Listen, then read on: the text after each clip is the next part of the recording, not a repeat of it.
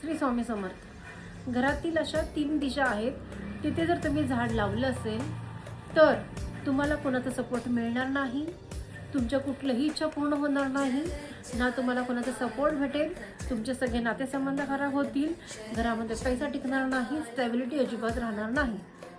तर जाणून घेऊया तर ते 3 दिशा कुठल्या आहेत. तर पहिली दिशा आहे नैऋत्य कोपरा, दक्षिण पश्चिम, साऊथ वेस्ट. या डायरेक्शनमध्ये जर तुमचे झाडं असतील तर पैसा अजिबात टिकणार नाही, घरातील सगळे नातेसंबंध खराब होतील आणि स्टेबिलिटी अजिबात राहणार नाही.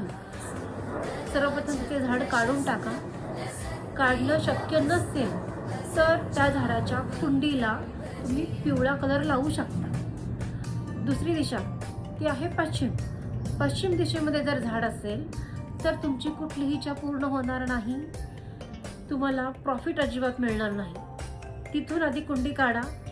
कुंडी काढणं शक्य नसेल, झाड काढणं जर शक्य नसेल तर झाडाच्या कुंडीला तुम्ही पांढरा कलर लावू शकता. तिसरी दिशा आहे वायव्य म्हणजे नॉर्थ वेस्ट. ही तुमची सपोर्टची दिशा आहे. तिथे जर झाड असेल तर तुम्हाला कुणाचाही सपोर्ट मिळणार नाही. तसेच तो बँकिंगचा पण झोन आहे. बँकशी रिलेटेड सुद्धा तुम्हाला प्रॉब्लेम भरपूर होतील. तिथून झाड काढणं जर शक्य नसेल तर तिथल्या झाडाच्या कुंडीला तुम्ही पांढरा कलर देऊ शकता.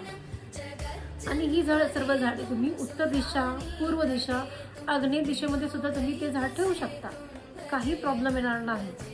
ज्योतिषाचार्य डॉक्टर सारिका पाटील.